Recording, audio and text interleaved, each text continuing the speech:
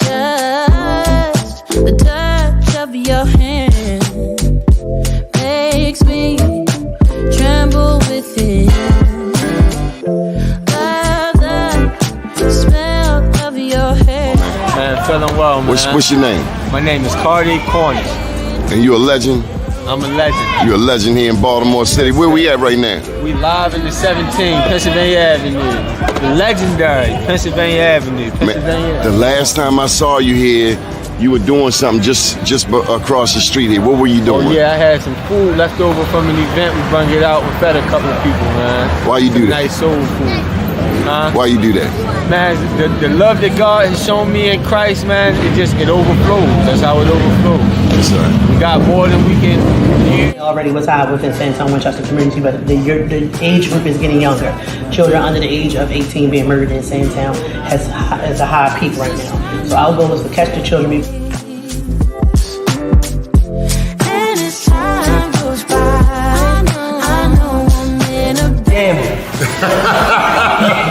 You're going hard, man. You're going hard on that man today. So what do you think, Mr. Mayor? You got manufacturing right here, helping our young people despite all of the challenges in the city of Baltimore, right here on North Avenue. No, it's really about the growth. Just knowing where, being there when they were down in Port Covington and seeing how far it's grown. Like you said earlier, like getting the Sorbet, you know, where we got the Sorbet at the beginning, but now being able to, when I'm at Cannon Yards, get it, or anytime I'm down at Harbor Place to get it, and folks to not even know, but they gonna know now that like this is coming from young people in West Baltimore, right there in West Baltimore on North Avenue, where they think nothing great comes from, but they can see it in what the young people do.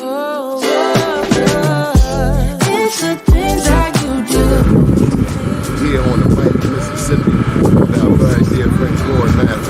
A beautiful town, just leaving Algiers, which is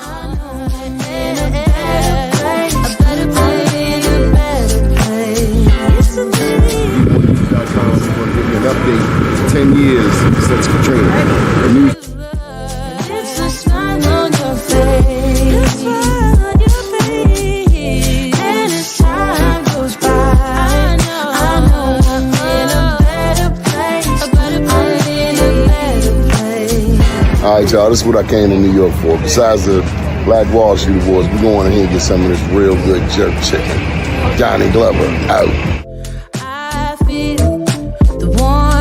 Your skin, just the touch of your hand makes me tremble within. But we need to feed our loved ones. DOTS needs to rescind this package policy program so that our loved ones are able to eat every day in that filthy facility that we have some stars in the building.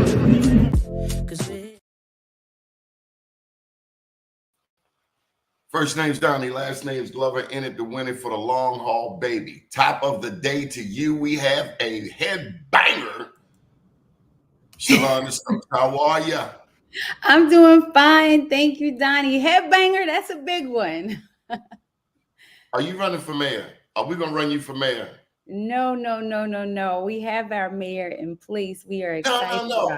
He can't stay forever. No, he can't, right? There are term limits now, but no, I think we'll have some good people in play. I love what I'm doing in this role and feel like it's making a tremendous impact overall. It is, because you've been in business, what, over 20 years? You ain't got to put my age out. No. You started when you were like 16. I mean, you were 36. Yes, I was two. No, definitely. I have. I mean, you talk about it from Graybo on. I mean, it's been a number of years, and I've been in this role. I cannot believe it. I've been at Downtown Partnership now for 4 years. Can you believe it? But here's the thing, and I say it often on this show, Baltimore, up until now, is seemingly anti-business. We chase businesses away, and you've had the arduous task of bringing businesses back to downtown. I think there are a couple of things. I think within any sort of government, there is bureaucracy and infrastructure, and you start to talk about kind of where you place emphasis and value. The hard part about Baltimore City are the demographics, is that we have a large amount of sort of people living below the poverty line. And we have some other things that we're trying to blend. And if you think about historically, as people talk about that black butterfly, you think about areas that have not seen the same level of investment. And so coming into this role, I think part of what was really important was helping do a couple of things where we know our economic base is downtown, making sure that was reflective of the demographics of the city, right? And so we need to make sure that we have that happening downtown, but that we're also paying attention to uptown, around town, side town. And I'm gonna tell you, COVID created an amazing opportunity, because I did see a number of businesses who like raised their hand, said, look, I want to lean in. I'm trying to figure out, I want to. And you had a lot of need, and where I could come in and help fill a void was connecting that need to the resource. So Robyn, welcome to the show. The one and only Robyn Murphy. I thought I was a political beast, and then I look up her resume, going down Georgetown. Robyn, are we going to run Shelonda for mayor down the road? She's my mayor. I can tell you that. Because we need a pro, and I'm not, this has nothing to do with Brandon, Sheila, Catherine, Stephanie, but for the first time in my life, I'm seeing a renewed interest in business. And of course, she has the Boost program, Black business. A lot of us don't know that this isn't our first rodeo. This isn't our first time in downtown Baltimore. You go back 100 years, right, 150 years, and she's straight out of East Baltimore. That's where Black business started. You look at Locke's Funeral Home. A lot of us don't know, back in 1835, Locke's was a livery service, and they went on to become the oldest, longest running Black business. It's Patricia Schmoke's family, straight out of East Baltimore. You think about Isaac Myers, the National Black Labor Union movement started right there in East Baltimore. And so it's just wonderful to see this rejuvenation of business in our community, starting in our community. Let me give you one more. A lot of people haven't heard. We've all heard of Little Willie. Absolutely. But before there was a Little Willie, there was this man named Tom Smith. And he was the largest Black hotelier in the United States. He had the Smith Hotel. So Reginald F. Lewis, straight out of East Baltimore. So what do you think of this resurgence of Black business in Baltimore and business in general? We haven't even gotten to David Bramble. We haven't even gotten to David Bramble. I think that, number one, I think that having a Shelonda Stokes in the position that she's in is integral for all of the businesses in Baltimore to thrive, but more importantly, to provide access and a seat at the table. And it's just that simple. And I think that a number of things started to come together. I am watching a lot of Black business owners find a level of comfortability, find alliances in government, alliances in government agencies, quasi-government agencies, and people that are supporting businesses that was not there before. I don't know if it's a byproduct of COVID and us reevaluating diversity. I think that's just a part of it. I also think that we're starting to look at how a city thrives based on, like, what does the population look like? And we can't have a tilted system in a city that's almost 70% Black and has been historically Black. And Baltimore, as you pointed out, Doni, has historically been a mover and a shaker in changing things. And so I think that all the things are coming together. And as a business owner in Baltimore and somebody who purposely planted my business in Baltimore and said, this is where I want to be, I started looking at what would be important. And what would be important to me for my business to thrive would be to have a thriving workforce. And for me to purposely look at marginalized people who are left out of the workforce and who have significant barriers to the workforce, because otherwise first of all, my business can't thrive. But I think that having a partner like Shelonda at the Downtown Partnership of Baltimore is like, that's been a game changer for small businesses that are minority, Black owned, women owned, and it's a game changer for the larger businesses too, because they have somebody who is an advocate and a partner for them. And I think that that's the game changer. I'm gonna tell you, Doni, one of the things, building on kind of what you said and what Robyn said, that for me has been really transformational. I think that I have lived experience in so many ways that make this really an appropriate time for me to really leverage and build on those things. What I mean by that, as a former business owner, you can come in and certain things, when you're in sort of a bureaucratic environment, it's hard to understand the nuance. But being a former business owner, I could come and bring that to the table. Being a former marketer, it allowed me to pull together a lot of the resources. Being a former sort of economic development, with the tools that we created through MyCom, you could pull all of those things together from a business side. At the same time, I'm from Baltimore, so I know what it's like not to eat. My father and family, in different levels of the penal system. So I know what it's like to get out and not be able to have a job or to have past things that prevent you and what those opportunities are.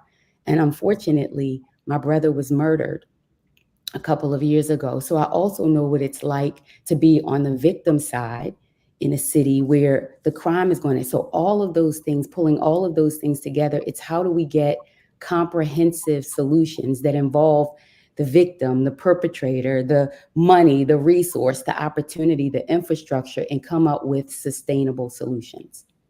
What I wanted to ask you both is, what is our ask? Shelonda, you get indoors that many of us don't get into. Yep. You're able to navigate. You're sitting down with power brokers. Robyn, you mentioned the black butterfly. I know, Shelonda, some of my first memories are over there at Patterson Park in Lanville, looking at the brewery. Yeah. I remember when Super Pride came on board, and I think you live not far from all over that east, exactly. A model city would come through, an Operation Champ after the riots, and they would bring through the trailers with the bands and the basketball. But so much superficial stuff. We've seen the investment, the larger investment, even when Obama came in office, all of that money went downtown, and now the gallery is closed, Light Street, Pratt Street, they on life support. David Bramble comes in. And so what is our ask? I think there are a couple of things that we have right now. And I think in setting sort of the tone already for our city, our downtown is going through nothing different than downtowns across the country are. I'm a part of an organization that's called the International Downtown Association. And as a matter of fact, believe it or not, we're actually faring better than than most of them in there. But part of what we need in our ask and in the Boost program was a part of that, is how do we build on the assets that we have? How do we make sure that we are being inclusive of everybody within the community? And how do we then take all of that and make Baltimore this city that's not just for tourists, not just for business, not just for residents, but we build on all of that. And so to get there, we have to do a couple of things. One, for our business, and I believe we're starting to get there. And so that's the part that you feel the excitement. It starts with leadership, right? So first, we have the only sitting Black governor who is kicking, can I say ass on here? Kicking butt in such a major way and galvanizing all of us around a single theme. And he uses the term, this is Maryland's decade and this is Baltimore's time. Then we have a mayor who is committed not only to the community, and he's shown now with Downtown Rise and other things, the emphasis on how do I make sure that I'm also prioritizing business. So leadership from the mayor to the governor and then everybody around. They have galvanized the business community to do a few things. And David Bramble is one of those. In building on our assets, how do we then infuse our capital investment and things to make Baltimore great? While we're doing that, the major thing is we have to include our people from Baltimore. That means we need to hire locally. That means we need to create the programs to help make sure that we're getting trained up so that we don't create this great environment and not allow the people who live here to stay here and benefit from that. Robyn, how do we reverse this trend of mass incarceration? America has 5% of the world's population, but we have 25% of the world's incarcerated persons. 38% of them are Black men, and Black women are the fastest growing demographic. If you grew up in East Baltimore, you've seen the penitentiary, the city jail, central booking, diagnostic, the fishbowl. You've seen prisons. How and then I live in 21217. So many return here. The recidivism is at 70%. How do we reverse this trend? Because it's killing us. Yeah, you said exactly what I was going to lead with, which is we need to remove barriers to recidivism. I think that's a big part of it. And those things come from an investment from your government. First of all, we know that mass incarceration and that is steeped in institutional racism. We know that. And so we have organizations that are on local levels that are working to remove those barriers. And then you have to take it a step further and look deeper. So my company worked very hard to be able to hire returning citizens. I have an entire program entirely dedicated to giving full-time jobs to returning citizens.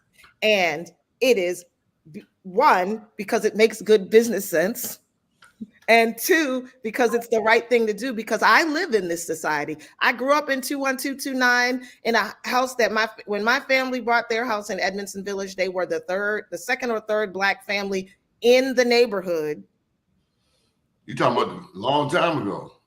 In the neighborhood, they were the second or third Black family in the neighborhood in Edmondson Village. And let's just put a pin in that. There was a time we couldn't live above North Avenue or west of Fulton Avenue. So you got to be talking about the 50s. They bought their house in 1959. My mother was 8 years old, I think, or something like that. So so my family still has that house in that neighborhood that does not look the same. And so what I'm seeing is that, for me, you don't want to change your neighborhood. You don't, and people, our bureaucracy doesn't want to change the trajectory of people's lives if you don't make the path forward after someone has served their time for them to become an active, viable member of society. If we only create further barriers after someone has paid their debt to society, we are a part of mass incarceration because they're going back.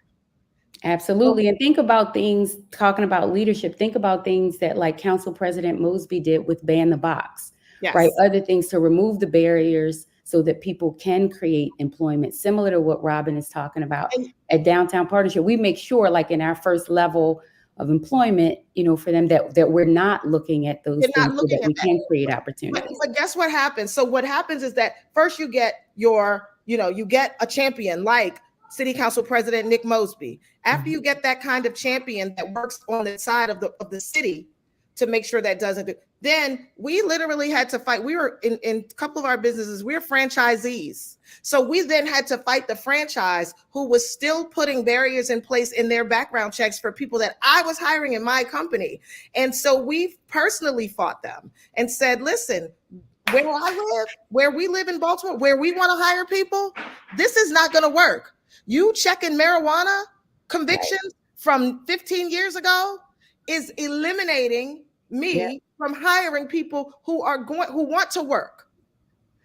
So that's when you need a Westmore and a Brandon Scott and just people who have the ability to help make the change for you. You need them on your side, because I can't go to, say, Amazon and tell them I need you to change your entire policy because of the way my business functions in Baltimore.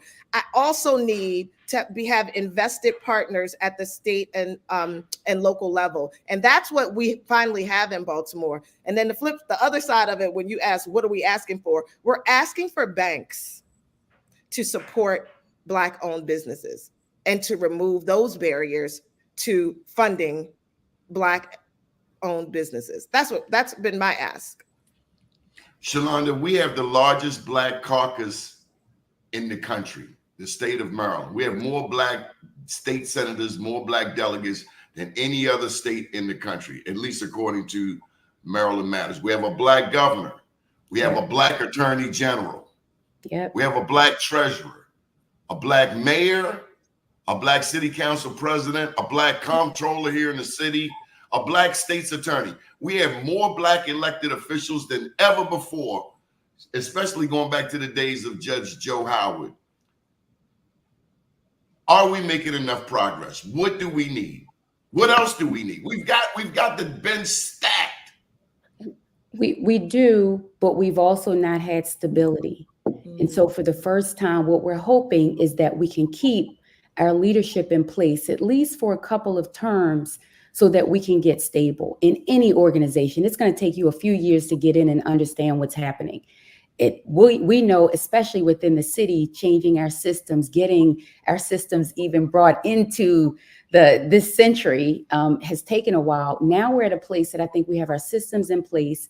We have consistent leadership. We have an alignment that our thing is not just about mass incarceration, but as we are creating opportunities to figure out that there are pathways. So we're seeing that. So enough, probably not yet, but the momentum, yes. And I do believe that for tomorrow, we are positioned well for success. Robyn, whose shoulders do you stand on? Ooh, that's a very good one. I know. That is a very, very good question. You threw me a curveball because there's so many people that I look to that have made strides in business and have given me a model and a blueprint. And there are lots of them in my family. I think becoming an entrepreneur was a little bit scary because I have the kind of family that my mom went from Edmondson High School to Morgan State, where she got 2 degrees, and then she got 1 job and she kept it for 30 years and retired, right? So that's how I come from, a family of people who are hard workers one way. And then what I'm doing is a little bit different. And so I had to look outside of that. I looked to them for hard work, but then I had to look outside of that in my community for people that do it. And there's a lot of them. And somebody that comes to mind for me is somebody like a Jimmy Britton. Jimmy Britton? Somebody like a Jimmy Britton. You know what he told me? What did he tell you? He said, Donnie, the slickest thing you can ever do is stop being slick. Oh. There you go. There you go. I hear you. That's a lesson from Jimmy. That is a lesson from him. But looking at people who took a chance on themselves. Yeah. And also make significant impact in Baltimore. And one of the biggest things that I admire about a person like Jimmy is that, and a lot of my friends attribute this statement to me, but I learned it from people like Jimmy, which is being a person that is speaking your name positively in rooms you're not in. Absolutely. Is a big deal. And he is somebody who I can legitimately and honestly say, if he's in a room and my name comes up, that's somebody who is like validating me, checking it off, which has been helpful. It means a lot, especially even, it's a different generation. There's an entree. People can be gatekeepers, or they can be the kind of person that literally says, I kicked the door open this far, you take it the rest of the way. And so there's a lot of Black business owners in Baltimore and a lot of leaders in Baltimore who I give credit to for the way that I've started to try to run and build my business. And Jimmy, a real man. And he's a real one. Look, this is the Donnie Glover Show. We got a lot of poo butts in this town. You think they thorough, but they would never walk past. They cannot walk these streets. Jimmy's a real dude. He might put that 38 up on the counter and let you know. I'm gonna tell you what's good about somebody, and it goes full circle to all of it. Jimmy is somebody who will show up in a corporate boardroom, but could also meet you in that alley if he needs to meet you in that alley. And I think that's the part, having that lived experience, right? When you have people who get it on all stages, then you are able to connect the dots for the various people in the room. But Robyn, let me tell you something else about Jimmy. Just like Shelonda, they pay Black people. If they hire you to do some work, you don't have to go looking for them. They be like, "Here your money." 100%. 100%. That's a beautiful thing. Yes, for sure. I don't like that to knock on nobody's door. Please no. Please no. Please no. Right. Shelonda, whose shoulders do you stand on? Oh my God. It is so many. And I'm glad you asked Robyn first, because I was thinking about it in the process. But I recently was featured in an article, and I'm being honored in this award that's around mentoring. And so you start to think about like whose shoulders you stand on. I always have to say Sharon Pender. Everybody knows that Sharon Pender helped make me in that, right? And so I know she will be featured with me for this mentoring piece. I also had a slew in the article. It was a slew of women for different reasons, similar to what Robyn said. For us to thrive, survive, build, learn, we need mentors in various spaces, right? And so in the philanthropic space, Rachel Monroe at Weinberg has been tremendous for me, making sure that we are connected in the right rooms and seeding with resources. I have a group called the Flossie Posse, right, who literally will check me and make sure that I am held accountable and that I'm showing up in the right way. And then, and I'm staying on just with the women that's on here. The last one I had in the article was actually my daughter, my mom and my daughter. My daughter, what's so interesting about this new generation is we have to recognize the way that we've done business before isn't the same. And she's helping me also acclimate and figure out how we are able to then engage with this new generation that don't follow the same rules that we follow at all. And so, Doni, it's a tremendous number of people. You almost hate to name some because you will leave some off in the process. Robyn, we have a group. We call our word, like we have so many groups of people because today you need mentors, partners, sponsors, all of that in so many rooms. I know you have a hard stop, but I have to ask you, Shelonda, what's your message to little girls, little Black girls in Baltimore? With the real message, which is so hard, and I think it was one for me to follow, that failure is not failure, right? And so part of what I mean by that, I think that in growing up, we're often taught in a way not to take risks, right? Because you get your hand slapped and that kind of keeps you in a box. In order for us to grow, in order for us to stretch, we must fail at things. And so for little girls, I encourage them, please try. Go out, do stretch. If it is wrong, if we get whatever, we consider that a lesson that we learn from and continue to move and build. But complacency and just doing what is, sort of status quo is not going to take us as women, Black women, little girls to the level that we need. And it also doesn't help our society because, as we talked about, there are so many systemic things that would have held us down as barriers that we got to be able to break that glass ceiling. Anything on finding their voice? I mean, you're sitting at tables with white men, Asian men, Latino men, not being shy, being bold with the boldness of God. That's added to the equation. I mean, some of these rooms you step in, exactly, you don't feel like you either are equipped to be there or not. You are, and even if you're not, the beauty right now, Doni, technology allows us to be so equal. From Chat GPT to the Googling to all of those things, there's no topic that we can't at least get insight on. A lot of it, though, is within us. And that's why I said a lot of times we don't want to fail, we shrink, we don't want to build up, we get in these rooms. There's not one room I'm ever in. I tell everybody, you need to make sure you are saying something in every room. Make sure that they see that you're there. So it is a combination of all of those things that I could say. And Doni, if there's anything else that I could say just on here, because we were talking about sort of Baltimore and where it's going, we are having an annual meeting on October 10th, next Thursday. The reason I highlight that is when you talk about all of this investment, all of what we've talked about today, we have about $7 billion worth of development that is happening in and around downtown within about a 1 mile radius. We need to make sure that that development happens, that there's continued investment, but that Black and brown and everybody are at the table to take advantage of, to build in and be a part of that. The Boost program and some of those other things are an inkling, but that's why I said we need people to make sure that they are hiring locally, that they are contracting locally, that they are bringing in this investment so that we don't have something that builds without us. So that's next week. The other thing that we're doing at that annual meeting, though, and I think it'll give us insight. Recently, people know the Orioles were purchased by David Rubenstein.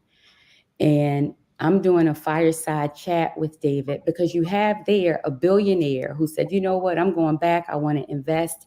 And he's transformed how the Orioles show up for community organizations and all of that. And so we want to pull in. Because they've been MIA. Who's been MIA?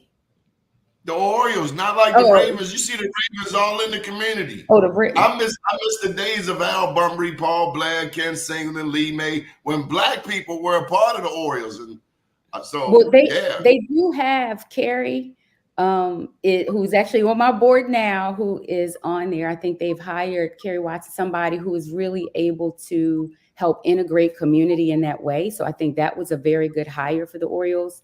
And their intention, Donnie, I'm telling you, has really been showing up. You start to see groups there. I don't know if you know, but they let me throw out the first pitch a couple of weeks ago, and they honored my entire team on the field. And so, like, we see that integration, and it's what you're talking about. It's leadership, it's connecting, and it's all working together to make it happen. Good deal. Thank you for taking time out of your schedule, Shelonda. We appreciate you, and we're proud of you. Go Polly. Hey, and Morgan's homecoming is this weekend. You gotta, live with all of that. It's such a great time for us. Good deal. See you soon, friend. Robyn, to say our deepest fear is not that we are inadequate. Our deepest fear is that we are powerful beyond measure. It is our light, not our darkness, that most frightens us. We ask ourselves, who am I to be brilliant, gorgeous, fabulous, talented? Actually, who am I not to be? You are a child of God. You were born to make manifest the glory of God that is within all of us, not just in some of us. So as you let your own light shine, you unconsciously give other people permission to do the same. As you are liberated from your own fear, your presence automatically liberates others. Who's that? What does that mean to you? That's beautiful, first of all. Marianne Williamson. Nelson Mandela used it in his inaugural speech when he became the first Black president. Can you imagine that? From South Africa. So it's so funny. One of the things that you said to Shelonda about being in rooms, and then sometimes we've had this conversation about imposter syndrome, right?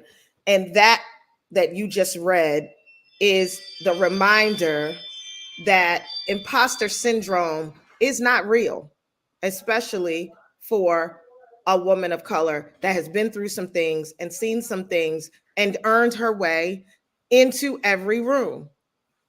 I was with Shelonda and some other good friends and with the dynamic and amazing Rachel Monroe, who runs the Weinberg Foundation. She actually had an event at her house for some other women that I felt like they were here. They were here, and it was a girls' thing. And they asked me to speak. I was like, oh, okay. So I did. I got up and I spoke, and I assume I did okay. And I started by saying, oh my gosh, you guys asked me to speak. I'm having imposter syndrome. But then I went on to speak. And I got home and I saw a text in my phone from, do you know Ganesha Martin? No. Ganesha used to be I want to say a deputy mayor under SRB, under Stephanie Rawlings Blake. But now she is in a position of, she's a police accountability expert across the country. She texted me, and she's a girl's girl. She texted me and she said, no. She was like, there's no imposter syndrome when you walk into a room. And don't ever say that again. And it kind of like gave me an opportunity to like, So I know that there are every room that I walk in, I belong in. And I try to carry it that way. I can relate. Yes. I had a big mouth at home. Yeah. But then one day I had to go to Western District Police Station because I had broken law. Now, my father was a big 6-foot guy, funeral director, mortician, mason, all of that, blah, blah, blah. And I remember him elbowing me like, don't get quiet now. The judge is talking to you, son. And from that day forth, I found my voice. You found your voice. Yes. Speak up for yourself. Every time. But also be mindful of what we speak. Robyn, we have all of this political power. Yes. Prince George's, Baltimore City, Northwest Baltimore County. We can put anybody in office statewide. Anybody that's running that wants to win, whether it's Senate, U.S. Senate, whether it's governor, they got to win Prince George's, Baltimore City, Northwest Baltimore County, i.e. Woodlawn around the Pikesville. I live in Reisterstown. So I'm trying, you know, that's, and so it's definitely Northwest. It's a very interesting place to live because on the rural side, I see a lot of Hogan signs all the way down till you get to a certain part of Reisterstown. It's like, this is we're awake in this part. And then I see, you know, a whole lot of other. Politically, is this the year of the Black woman? Is that how you view it? Your Angela also Brooks, your Kamala Harris. Is this the year of the Black woman politically? You know, I hope so. I deeply hope so. I know. Did they hire you? Would they? Did they? And this is why I say, Robyn, our Black democratically elected officials, candidates, they'll hire white boys. Interesting. From out of state. Yeah. Anthony Brown did it when he ran and lost for governor. You get these white boys with these Harvard degrees, they went to Yale, went to Princeton, and then they want to come in Baltimore City and do battle. But you know, that's crazy. You can't. But the flip side of that is that, guess what? So I have hosted fundraisers for Angela. It's a no-brainer that I would go to the walls for Kamala. But the flip side of it is that the calls that I get from politicians that are running, they're Democrats, but they're white males that want to hire me. Because they need you. They want to round their perspectives out. Yeah. They need you to penetrate our community. Our community. Yeah, absolutely. But Kamala's having that challenge. And to some extent, Angela, because coming from a prosecutorial background. Correct. And we talk about mass incarceration. They had the job of penalizing. Yeah. And at the end of the day, Black men star in that prison movie. Yeah. How do they get credibility? What is the issue? What is the one issue that both of them, for that matter, could tap into such that Black people be like, yeah. Let me tell you why, Robyn. Yeah. Last summer, I got an invite to Kamala's house. They had a hip hop concert. Oh, I remember. I was actually insulted because I need to be talking about Black business. I need to be talking about mass incarceration. I don't want to hear some damn. I don't want to. I can go to the concert for that. It was 50th. We want to hear the issues. Yeah. Yeah. Don't give me some watermelon, some music, some fried chicken, and take my mind off. Yeah. Yes, I get it. I totally get it. I get it. I didn't go. You didn't go. Hell no. It's a fine line between access and pandering. It's a fine line. I get it. I get where you're coming from. I think that what I find very challenging for Black women prosecutors that I actually find hurtful for them and for me as a Black woman is that all of us want to be safe. And all of us that are law-abiding citizens, for the most part, believe that having a strong prosecutor who also has a background rooted in compassion for people of color is a good model for a prosecutor. But we don't treat them fairly. Maryland We did not treat Marilyn Mosby fairly. Classic example. No, hell no. At all. And they went after her. Even thinking about the way in which I've had to have conversations with normally and highly intelligent people who are anti-Kamala for things that they think she did that were anti-Black people without researching. Like, it's like we are subject to the most propaganda hyperbole that we see on the news that we fail to actually research.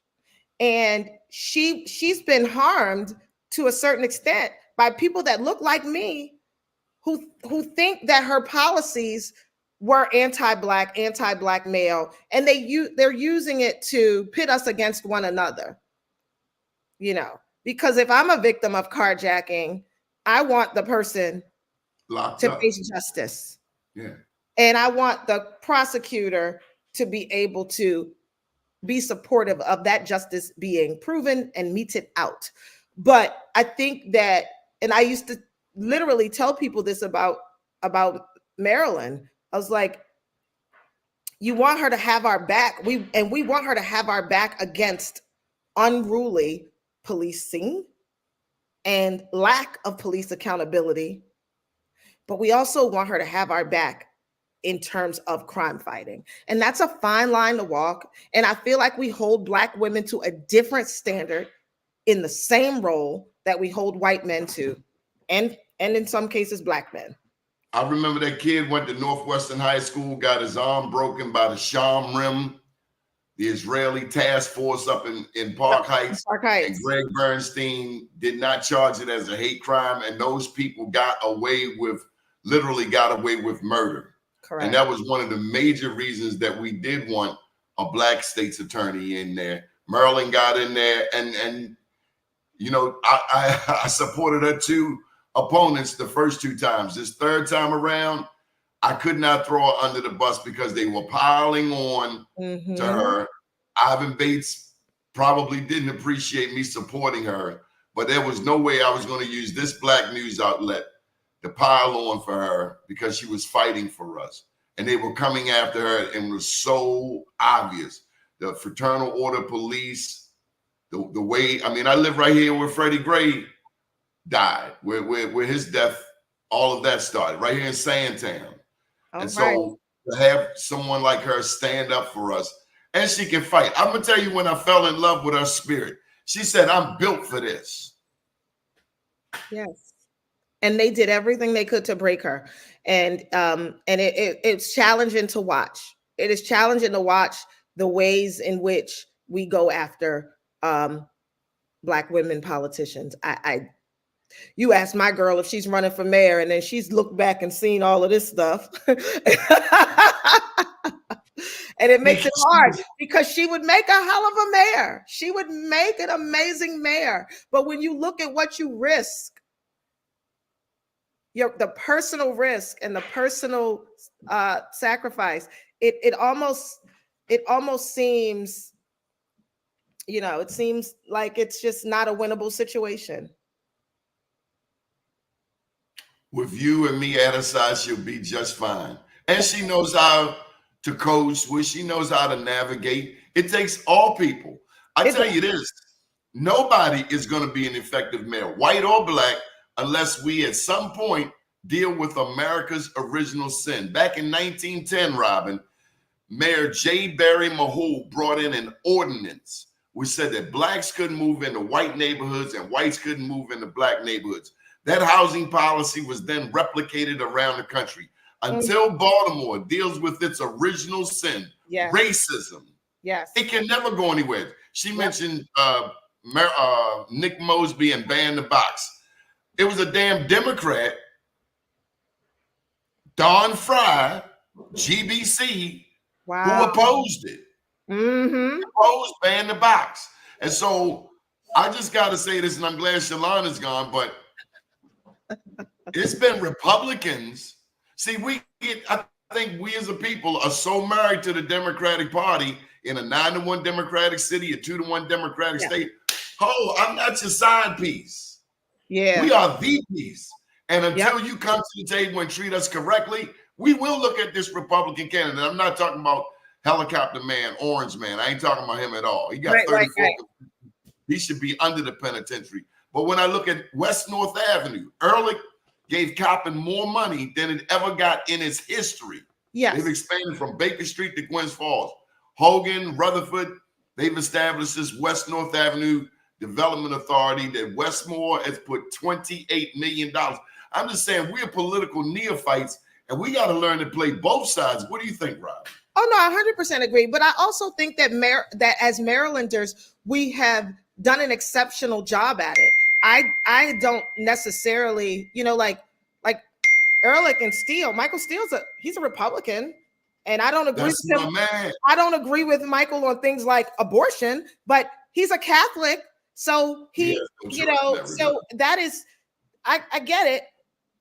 I'm not going to agree with. Listen. Governor Westmore and his wife are some of my dearest friends. I don't agree with Governor Westmore on absolutely positively everything, but I know he's great, and I know that sometimes that being governing and being in that role often involves pragmatism and compromise. You can't be a positive politician without being able to compromise. So I get that. But back to my original point. So I say, I understand if there's something that our governor is like, I might not win this. I might only get 70% of what I want and have to yield 30 to make everybody happy. And that's just the nature of the game. But back to my original point, Maryland has not done a bad job with being able to be with the Republicans that have been in office. I know Democrats who are more conservative in the things that they want to do than say a Bob Ehrlich, than even say a Governor Hogan. It was Marianne Lasante up there in Harford County that called Prince George's County the nigger district, a Democrat. See, exactly. Oh, yes, I remember that. Yes. So that's my point, is that it's not always going to be, we're not always going to, we're not going to have every Republican that we've had that has won statewide, at least in Maryland, has been tapped into the Black community, and they've been, just over the line into being a Republican, most of them. So they're more moderate. That center chunk of moderate folk can be Democrat and Republican, and then and then the far left and right are where they are too. So I agree with you that Republicans have done some decent things for us in Baltimore. Now, I did not agree very much with the way that Larry Hogan treated Baltimore in particular. I felt like he thought he was having a competition or just figured out how to marginalize just one city. I didn't get with that at all. But other than that, my grandmother, old Black ladies liked him. Like a lot of Black women like Martin O'Malley till he started locking up everybody, including their sons and grandsons.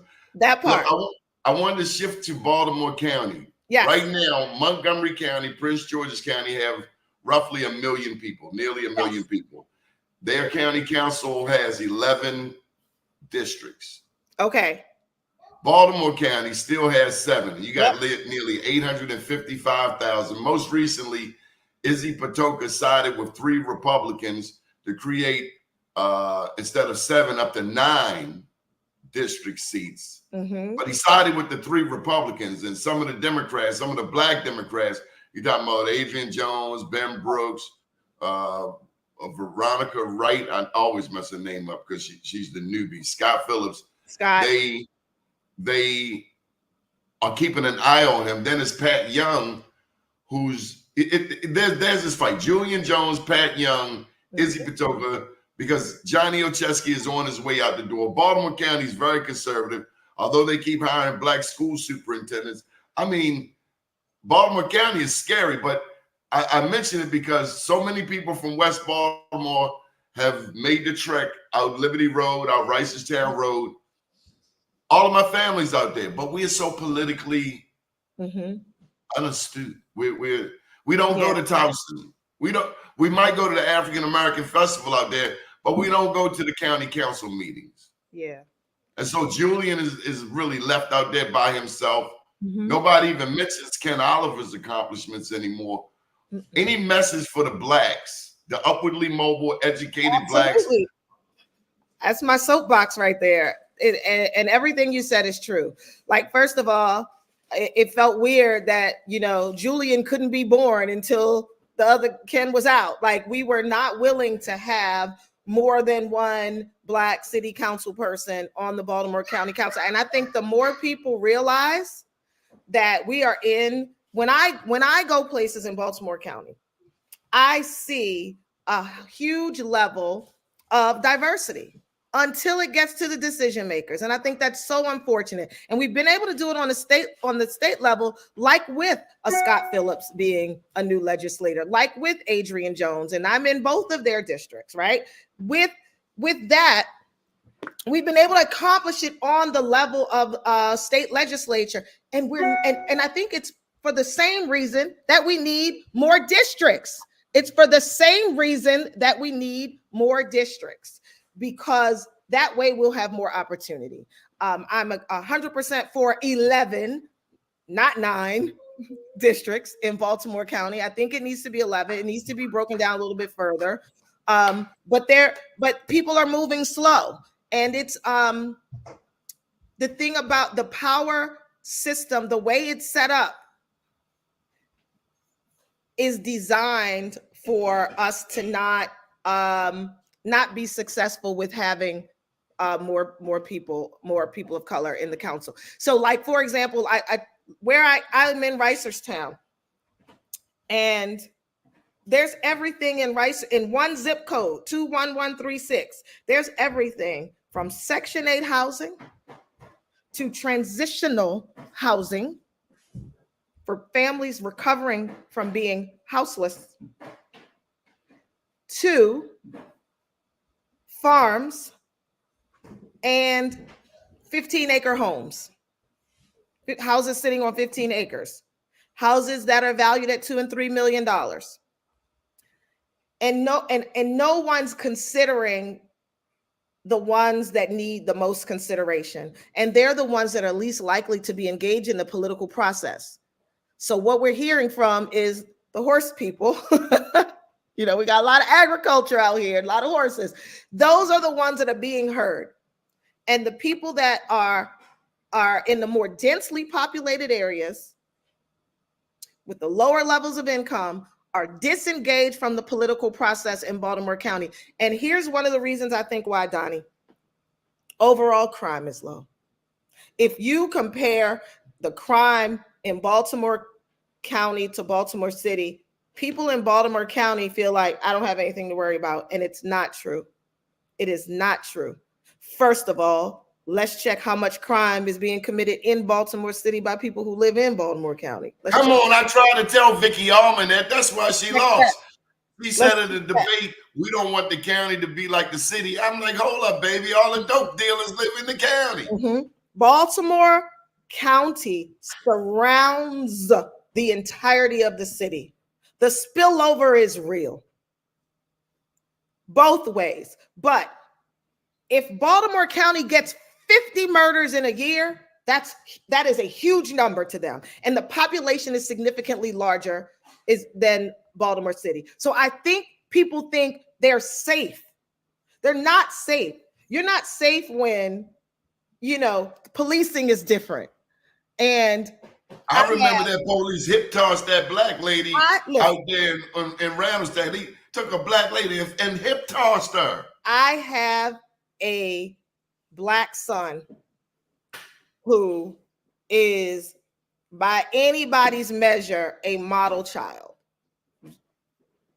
Senior class president at St. Francis, never missed dean's list in college, just graduated, and is now in grad school while still on a full athletic scholarship. So I say all that where I live a mile from the police station.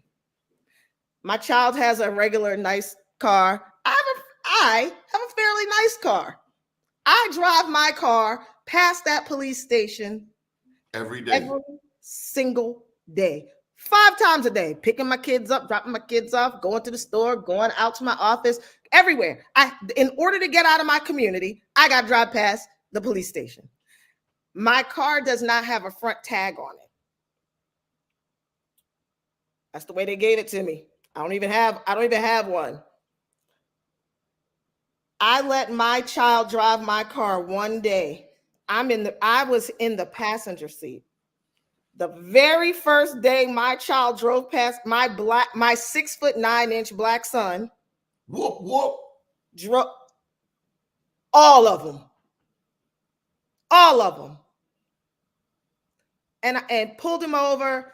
And he was a new driver at the time. He was very nervous. 10-2. And I said to the guy, he was like, well, you still have a front tag on. I said, I didn't have a front tag on it yesterday, or the day before that, or the day before that. And I ride past and wave at y'all, and y'all wave at me, and I keep it moving. The first day that black boy drove my car down the street, siren. I bet they know now. Oh, I bet they know now, because I just, they know now. But and Be More News knows now. But my husband wound up saying, like, to protect him,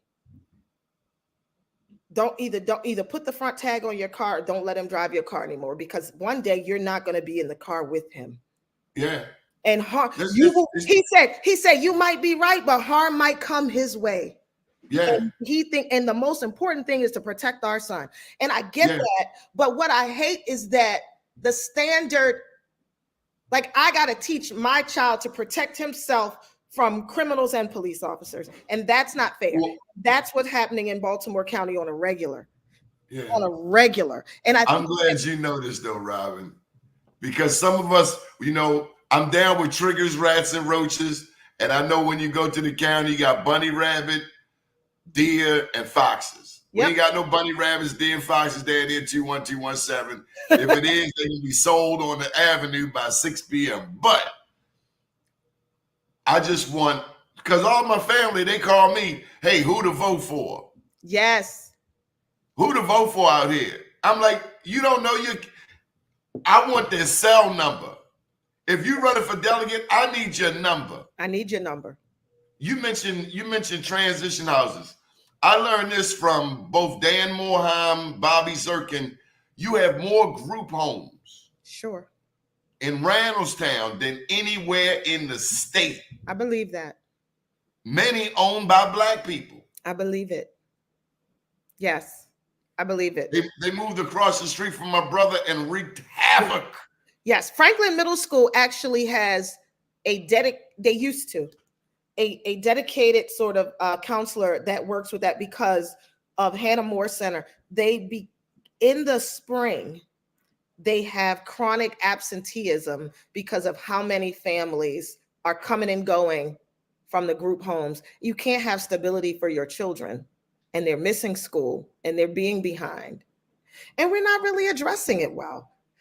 I help young women all the time who have been on a wait list for subsidized housing for 7 years. How do you live like that? A 7-year wait list for subsidized housing? Dr. Michael Zolikoff has said on this show, and we got to bring you back. I have so enjoyed this. Thank you for feeding my soul. I'm so glad we're on. Yes, he said that we don't like poor black people. As you're talking, I was thinking about Deer Park Middle School and how you have apartments on one side across the street and $200,000-$300,000 homes on the other side of the street, and nobody really thinks about it. So you got little rich kids in our community standards, going to school with kids. Otherwise, some might say from the projects. Yeah. Yep. Same. Right there in Deer Park. Same. I can one better you, like the Franklin Middle School bus. It's my oldest that I was just talking about. He went to Franklin Middle. The bus would go past the same school bus, the same route, had the kids that lived in $1 million houses and the kids that lived in Section 8. The same bus. Somebody getting ganked. It was my child. It was like when he was damn lunch money. I'm hungry. I'm telling you, they would drop the kids off in the nicer community first because it happened to just be the way the bus went. And then the kids in the Section 8 houses was like, okay. And then it took my child playing basketball to make friends with those kids. And for them to realize, plus I always tell my kids, like, you got parents that came from Edmondson Village. So you man up. Always have a piece of 21229 in your blood. And I want you to understand that any level of privilege that you have in life today because of the work that your dad and I have done, we are one generation and 5 miles away from abject poverty. One generation. And I never let my kids forget that.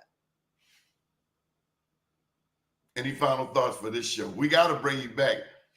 I know. I appreciate you so much. Next time you come back, I'll have my husband. We launched a new business on the 1st, and he is mired deeply in getting that business off the ground. We ran our first payroll with new employees. He went to personally give them their paychecks today because we bought the company so fast I couldn't even get direct deposit done. But he's on that. But when I think about the ways in which he's transitioned from being an athlete to trying to build communities and a workforce through entrepreneurship, I give him all the credit for that. I get to work from home and do the back end stuff. But he's out there on the front lines trying to change lives through business ownership. So I think we'll come back and talk about that. And I get to see you next week at the Black Wall Street. Yes, Rondi Griffin and I will be presenting you with the Joe Mann's Black Wall Street Award. We celebrate Black entrepreneurs and professionals, as well as the people who support them regardless of race. We've recognized over 2,700 people in 9 major U.S. cities since 2011. And we're really honored. I first saw you on television, and I was like, damn.